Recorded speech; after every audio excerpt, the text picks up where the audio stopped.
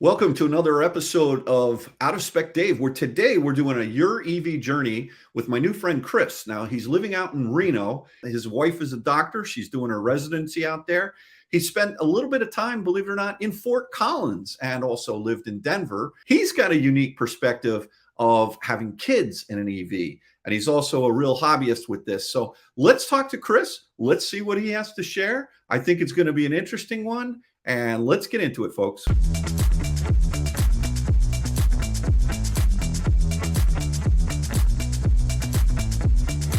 Hey, so Chris, thank you so much for joining today. I really appreciate it.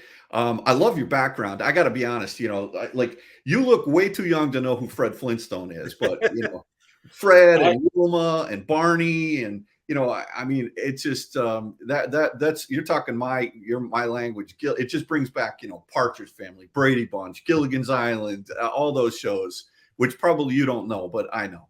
I don't, yeah, I'm not familiar with them, but I can tell you Fred Flintstone vitamins got me through fifth grade. Oh, okay. Fred Flintstone's vitamins, and also maybe the cereal, right? So I get it, but technically, Fred's mobile was not an EV, and it also wasn't a gas. That was foot propelled. He used to go like this with his feet, and oh, what a great show. But well, listen, Chris, thanks again for coming on. Tell me a little bit about your situation. Like I was wondering what if you're a car guy, if you're a tech guy, if you've been in business, what's going on with you, and yeah, just tell me a little bit about yourself. Sure. I think I'm 36 last time I checked. Oh And boy, you're a young guy. Okay, that's I fine. don't know how, I don't feel young now anymore, but Well, you should see how I feel. If you don't feel young, I am competitive. I don't like to win in this particular race, but I am winning this race by a lot. Let me tell you. I will give you, I think you're young at heart. So I will Oh give yeah. you that. Oh, I'm just a big kid. I'm a big kid. So I, uh, I'm definitely on the tech side. So I love computers. My dad worked for IBM. His name's John. Growing up, pretty much always had computers around, and I've always loved that side of electric vehicles and kind of what they do. Not ever been really a car guy, and so at least starting off, that's where I come from. okay. I'm married to a wonderful woman by the name of Emily. She's a psychiatrist, and we're doing her end of residency, her fellowship in child psychiatry out here Okay. in Reno. Well, she can definitely spend time with me then for sure, and I will employ her for, when she's done with the residency. I will be needing her services for sure, especially I'll because put it's in a good child word. psychiatry. So my car journey really started. I wasn't interested in them when I was little, but I was interested when my parents became first generation Prius owners in the early 2000s because of just how cool the tech was. Yeah, yeah. The Gen 1 Prius. Wow. That was a beauty. Let me tell you. I'm a big Prius guy myself. I had a Gen 3. And I think that it was I don't know I was in New York City and I went into a taxi cab one day and I got in this Prius and I couldn't believe what I saw. These graphics going back and forth. And I think I owned one 2 weeks later just because I know there was a stigma attached to it, Chris. Oh, you're a Prius owner, whatever. Yeah. You know what? I could care less about what you think about me. I don't care. Look at the screen. What are you talking about? When I take my foot off the gas or the accelerator, it's putting energy back into the battery. That's cool. It's really cool. And it's and I think you and I talked a little bit before the show, but I guess a question I have for you, a philosophical one, is would we have this conversation if it weren't for the Prius, do you think? Wow.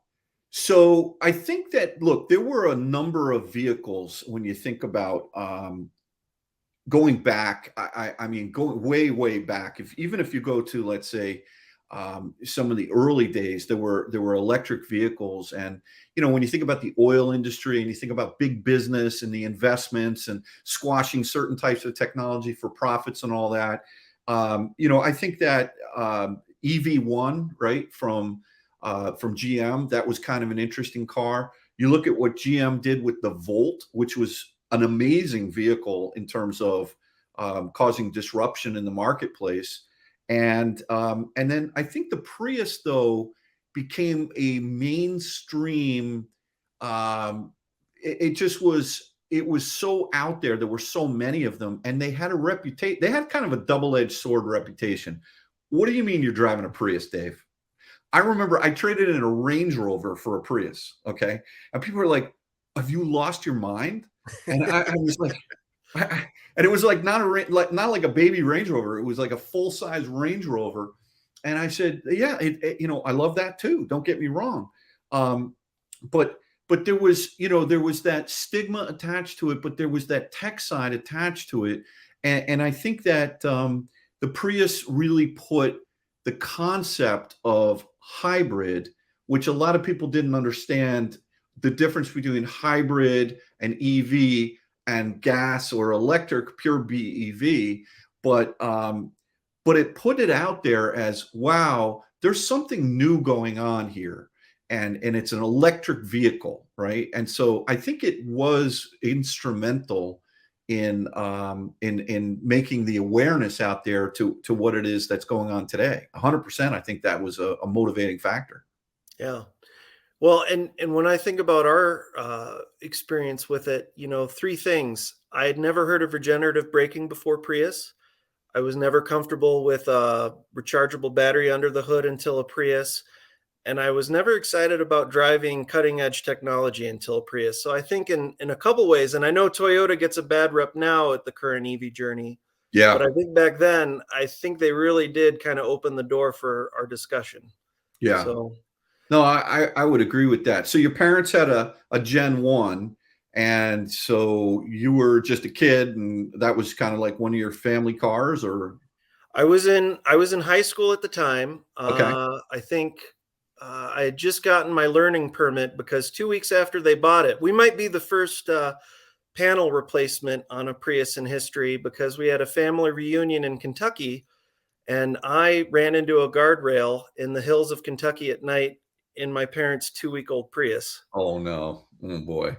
Yeah, and Oh, we laugh about it now, but my dad and I both agree we were one guard wheel, we were one we were one guardrail away from cutting off the family gene pool there. So yeah. Oh no, no joke. I mean, I hear you. It's good to be able to laugh about that now.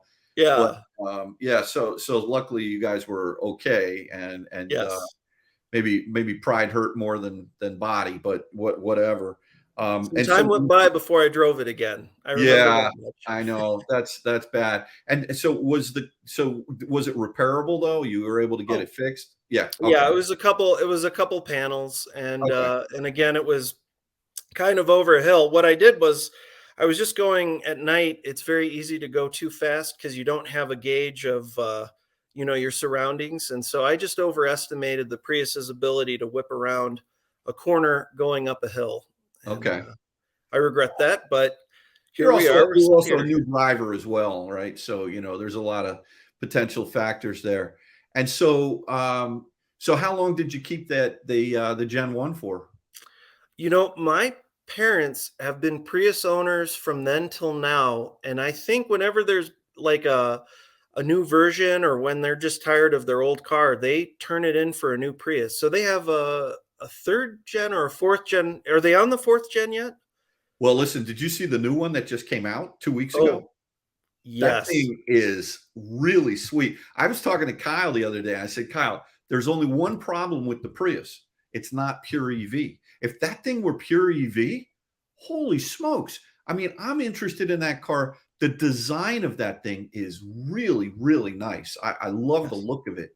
I think that'll be the fifth generation. Now, I remember when I had the Gen 3, I had the Prius 5, which had that like semi lane keep assist on there, and it would ping pong, and it would start going, and all of a sudden you'd be out of the lane.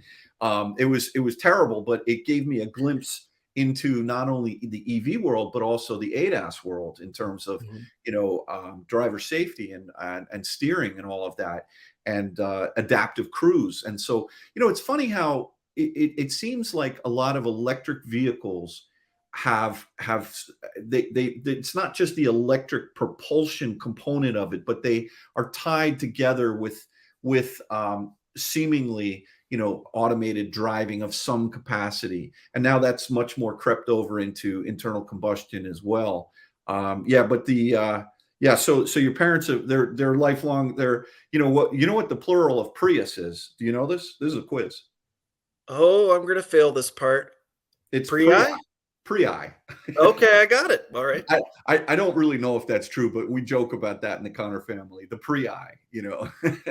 It's a cool car, and I think this technology attracts a certain personality type to try it out. And in a lot of ways, I hope you take it as a compliment, but you feel like you'd fit right in at the family gathering because, there's a certain personality type that likes new tech, my dad and I included, and I see Oh that yeah. a lot in you and Kyle. Oh yeah, we're total early adopters on every, and always have been.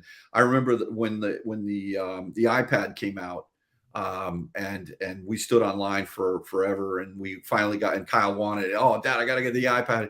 I was like, I don't know what this thing is, this iPad, and sure enough, we got all the way to the front of the line, and I looked at it and I go, okay, I'll take two. It was like, um, that thing is sweet. Yep. But so now, what was your personal first EV? Well, I would say there's two run-ins I had with the electric drivetrain. One, my wife successfully and correctly talked me out of, which was a Gen 1 Volt when we were living in Fort Collins. And at the time, a grocery store had level 2 charging and the university had level 2 charging. And I was, to put it lightly, very bent on trying to get the car. Right. And we were living in an apartment. So again, just like with an EV, it either fits what you're doing or it doesn't. And my wife was correct. At the time, it didn't. And then in 2019, when we had just moved out here, Are we talking Volt with a V or B with a like Volt with a V, the with a one V? the one Hey, that had the gas backup. well, wait a minute. Wait a minute. Listen, get her over here. That thing has got a gas engine in it. You don't have to have a charge in that car, right? So where's the logic there? You should have known me back then. You would have had that car. You know what? That's just, you need to hang out with me, Chris. I mean, look, so you don't have to have charging, right? I mean, that's a nicety in that car. I don't think you have to have it, but I will say this. Whenever we talk about electricity in vehicles, the thing that really makes it snap is when you have a garage, you have a plug, you can make it at the lowest level that the electric company is going to sell it to you in your state. And without that, the car's a little bit more expensive. The Yeah, first gen Volt was more expensive. It was the biggest thing we would have ever bought, and it would have been a huge car payment for us at the time. I see. Okay. And so it's just one of those things where, like, it didn't fit the UK. We weren't ready then yet. Right. But in 2019, Tesla announced the $35,000 short range Model 3, and we jumped on it. And Yeah. my Did wife you was, actually get one? Were you one of the few? yep, yeah, Good for you. Wow. That was a challenge because it was on their website for about 4 hours, and then you had to like call someone in order to get it, right? It was crazy. yeah. Well, they had talked about it coming, and then it was on the menu, off the menu, so you'd have to kind of like order it, but you couldn't really order it. Right. We might have ordered it over the phone at I know. A lot of people did. yeah, and so it was just one of those things where the price made sense. We finally had a garage with charging, and so that's been a wonderful car. It is probably a Tesla, even though you and I, because I saw your door video, so you and I can talk about how Tesla sometimes gets there. The engineering's perfect, the execution sometimes falls a little short. There's good and bad with Tesla build quality. There's weaknesses. I just would have thought in this new refresh they would have figured it out. And I've had this car now 2021. I bought it used, but like two door handles have gone on it. That's not good.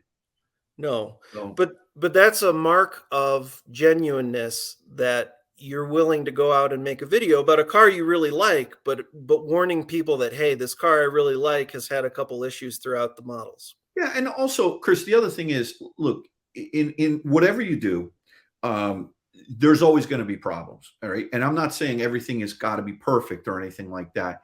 It's just that I, I decided to make the video because it isn't a one-off, right? In other words, I've had 3 Model S's. I've had issues with every Model S door handle, and now the second one. So I'm not shy about telling what's going on here.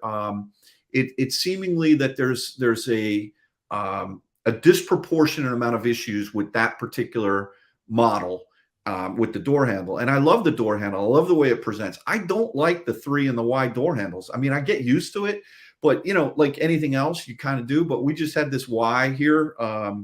You'll see some of the videos that I just made with a Model Y, and it's like a weird thing to have to get it. And especially if you're on the left hand side of the car, there's a technique. On the right hand side of the car, there's a different technique. But one thing's for sure, they work. So but that's okay. Yeah, well, and the important part is it gets you from point A to point B. But I really appreciated that because, again, the truth is our most important weapon in talking to people about how cool this stuff is. And Oh so, yeah. I thought it was kind of fun.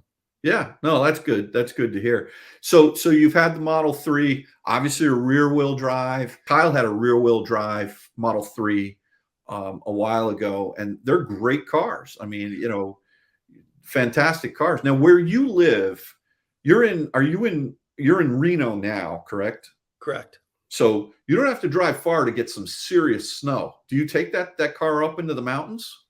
We don't take it into the mountains during snow. That's actually another later car that we'll talk about that we really did for snow. Okay. But the weight of the car itself, and because you've driven so many EVs, but just to verbalize it, the weight of the car makes it so that even though you don't have all-wheel drivetrain, it's one of the better ones I've ever driven. Yeah. So, one of the things that happens when you buy an EV in a two-car household is you and your spouse both discover how much you like EV driving. And then you get to have, and my wife and I are very intellectual, so you get to have really in-depth conversations about where the EV should be driven. And you drive it down to the ground on the weekends. But my wife would tell me how long she had to drive for, and I would tell her I had a kid this day, so I needed the car. So anyway, one EV households become 2 EV households, is what I like to say. Yeah. Yeah. So, and has that happened in your household? Yeah, well, we bought the Tesla Model 3, and then we traded back and forth on who drove it. But it was just a wonderful EV driving is just so different Yeah. from a combustion engine. You can't even describe it. You just have to try it. And we knew without a doubt, and it was my wife's idea because it was kind of her car is the car that we bought most recently. But she said, I'm going all EV. Can you make it so that we have, charging for 2 cars? And so that's what we did. Right. So now where you live, are you in a house? Do you have an actual level 2 at your house? Are you able to do that? So we live in just an average middle class neighborhood, Okay. and when we had the Tesla, just level 1 charging was enough because that would get about 5 or 6 miles an hour of charge. And so over a night, I would get like 70 or 80 miles, and it's kind of hard to drive that much in Reno without running a lot of errands. Yeah. And then I think I had level 2 installed 2 months ago, so a month before we got the VW, and it was the ID4, and it Nice. was $700 for the electric box, or $700 for all like the wiring and everything Yeah. that went into it. Yeah. And then it was another $600. I bought just a little juice box from Best Okay. Buy on sale, Yeah. and that does 25 miles every hour. Right. Usually somewhere around there. I mean, it depends on the amps that you're putting out. The Tesla, I believe the Tesla can take up to 48 amps. At least the Model S can. I don't know about the 3, especially the older Model 3s. But if you're taking 32 amps versus 40 amps versus 48 amps, but somewhere between 25 and 35 miles every hour on average. It's more Yeah. about the kilowatt speeds and then what you do with that energy once it's stored as kilowatt hours that really determines how far you can go. But it's funny. We just recently put a level 2 here at our house. And because Kathy's driving 35, 40 miles round trip, I've got 6, 7 miles one way. And I got a big battery pack with the Model S, but it is nice peace of mind to have it. It's really great. So you bought an ID4. Tell me, which did you get, a first edition, or which model did you guys get? So we ended up getting, I think the second, well, it was the first batch of cars from Chattanooga that came out to Oh, Reno. nice. Yeah, Good. well, it was our backup order. So, I was watching Kyle's videos pretty religiously, and initially I put an order in for back in March for a Ford Mustang Mach-E. Okay. And then the backup order was based on a video of Kyle's where he said the ID4 smiles at you, and I said, "Oh, that's cute. I'll put in an order for that too." And Yeah. then I think 4 months later, my wife got the opportunity to test drive both cars, and she looked at me and she said, "I like the ID4 better. I like the engineering better, and it's quieter to drive than the Mach-E." So the backup order became the real order, and in Right. December, somebody in Reno is going to be the lucky owner of a Mach-E probably. Yeah. So they'll get the call when your car comes in and you give it up. Yep. Listen, the ID4 is great, and I hear the cars out of Chattanooga are coming out really good. I think that the speeds with which they're charging now is a little bit better than when I had three of them. The first one I had was rear wheel drive. Second one, I got a little bit fancier one, rear wheel drive. And then I made the mistake of driving the all wheel drive one, which was considerably faster. It's been good. Going back earlier, I actually have a story involving you with our ID4. I had to Oh, call really? Volkswagen. Yeah, I had to call Volkswagen after our order locked because I saw your trim comparison video and I realized I had chosen the wrong one. When you compared the Pro S and the Pro, and I had ordered a Pro and it had locked in already, I had to call VW. They're very nice about it. They switched. But I want that happened in regards to your video. Did you The want the build glass roof? Yeah. Oh, the glass roof and the wireless charger. There was a lot of stuff in your Yeah. video. I'm trying to remember all of it, but opened my eyes. Yeah, no, I mean, listen, the Pro was nice, and I didn't even mind the cloth interior. But there was consider that's why I say I got the fancy one, and then I ended up getting the fancy one.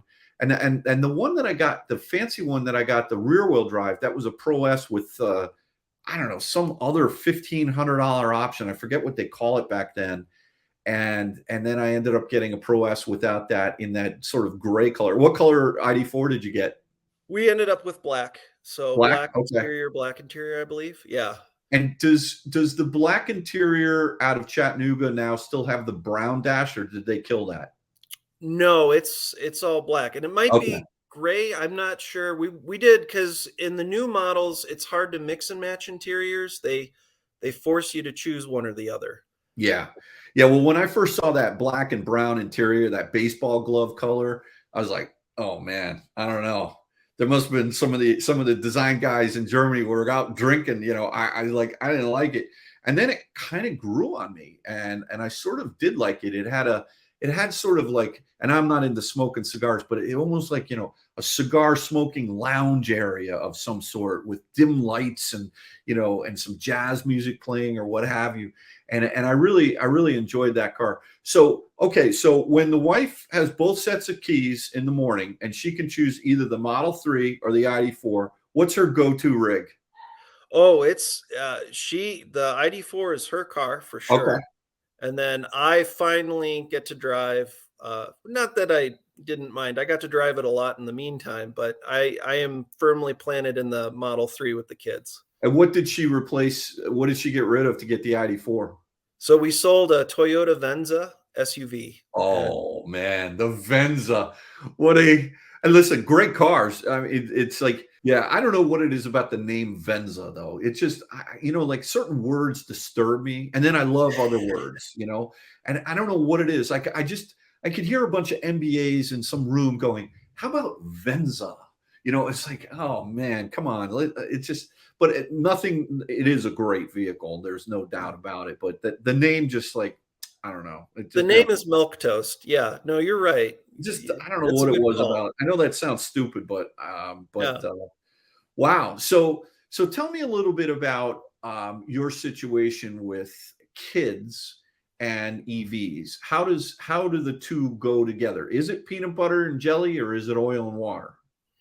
So, when researching the Model 3 safety, because my oldest was about 2 at the time, safety was really important to us. And Okay. I remember I would read these stories about Tesla Model 3s getting in ridiculous accidents. There was one that fell off a bridge and everyone lived. And I would just kind of email them to my wife, little nudges, just kind of showing her, the engineering. And now we know it's one of the safest sedans that's out there based on its engineering. But really the structure of the car is just so sound. And the difference between a combustion vehicle and an electric vehicle, when you get in an accident, you've got that engine in front of the driver and the passenger compartment. The accident pushes that engine back into the car, but in an electric vehicle, it's all under your feet. So, just kind of reading some of the basic differences there. It wasn't very hard because my wife's very data driven, but it wasn't very hard for her and I to both come to the conclusion that the Model 3 would be a safe enough car for us to have a child, or to Right. have a child in the car. We To already have had a child. one. The result of our research was, the European Union, I forgot what the name of their auto body is, but they'd slam stuff into it and it just got incredibly high ratings for the size of the vehicle because that plays a large role. And it's one of those things when you have a kid, a car is the last place you want anything to happen to them in. And so you just do a lot of research into what does a side impact look like? What does a frontal impact look like? Now, an engine does, go beneath your feet in the frontal impact. But the point is that you have to deal with something that has active combustion going on in it. Yeah. And with an EV, maybe if you get the battery pack up to a certain temperature, you might start a fire. But by far and large, from what I've seen, it's very hard to get that going in an EV collision. Yeah. Well, it takes time generally. You generally have quite a bit of time, at least from my limited knowledge. When the battery catches on fire, it's like, wow. I'm actually going to be interviewing a gentleman here in Connecticut who's in charge with educating all of the fire departments across the state about what it takes to really know how to put out an EV fire. And I think it's a very different game, and it takes a considerable amount, way more amount of water, but yet a gas or an internal combustion engine can go up much faster in flames than, at least from what I understand, a battery catching on fire with an ice. So listen, I'm proud of you for looking out for your kids, and making sure you're obviously a conscientious dad and you love your kids and your family, and that's the way it should be. And it seems like you've got the peace of mind now to know that at least this component of your life is under control. There are a lot of other things that are going to happen as your kids grow up. Trust me, I know. I've got two myself, and I worry about both of them every day. So the routine is set. You've got your house, you've got your level 2 charger, you got your 2 EV household. And what do your parents think about the fact you've gone pure EV now? Well, I think their next car will probably be an EV. Right now, they do almost all their driving on a plug-in hybrid vehicle, the Chrysler van. I forgot the name of it, but the one. Pacifica? Yes, the Pacifica. Yeah, sure. Yeah. Just like Venza, kind of an interesting name, but Yeah. I don't like that name either. Good vehicle. Don't like that name. As a matter of fact, I was talking to Thomas the other day, on this Open Pilot, which is this little retrofit to be able to do advanced driving. And he had a Pacifica that he installed that system on it, the Comma AI system, and it worked for driver, for driver assistance. He said it worked really well. So that's pretty cool. But yeah, those are decent. Those plug-in hybrid Pacificas, they're real good. yeah. I was running a little late, and you texted me, and I was at Costco, and the lines were really long. But I couldn't believe it when I pulled into Costco. You know how they have that Costco buying program for cars? And Yes. yeah, so they took up 5 parking spots right in front of the store to advertise their cars. And they had I forget, they had a Chevy, they had a Toyota, and of all cars, they had a Hyundai Ioniq 5 Limited in cyber gray, right out front. I think you tell your mom and dad that this has become a buyer's market for cars right now, and don't overpay, because the used market is really soft right now. And as a matter of fact, we got a call from Tesla yesterday, and they're like, Mhm. "Hey, listen, buy a Model 3, buy a Model Y before year end, and we'll give you $3,750 off." And when you really look at the inventory, what they have is all the performance ones that are 70, 74, or 78 grand, depending on whether they have enhanced autopilot. But if you can, if you find one, or if your parents are looking at those cars now to get that 3,750 off, you can actually tell them to remove whether it's enhanced or FSD if they don't want it, and it'll lower Okay. the price of the car. Just because it has it doesn't mean they can't turn it off and then sell it to you without that. Not a lot of people know that. Tesla will do that if you twist their arm a little bit. They won't offer it up, but they will do that. So, If you ask nicely. well, yeah. I mean, listen, I'm going to buy the car, right? But here's the deal. They're, again, 6 months ago, this was not a buyer's market. But the fact that they're calling me to say, "Hey, would you like to trade in your Model S or your GV60 and get a Tesla now?" They're trying to close sales right now, and year end push. So it's well. Listen, what would you tell a family with young children about life with an EV? Tell me about what your thoughts are there. Okay. Well, zooming out a little bit, just so that I can kind of set the stage for what they might be seeing happening around them. I think right now, when it comes to EVs, there's a lot of fifth grade takes, as I like to call them.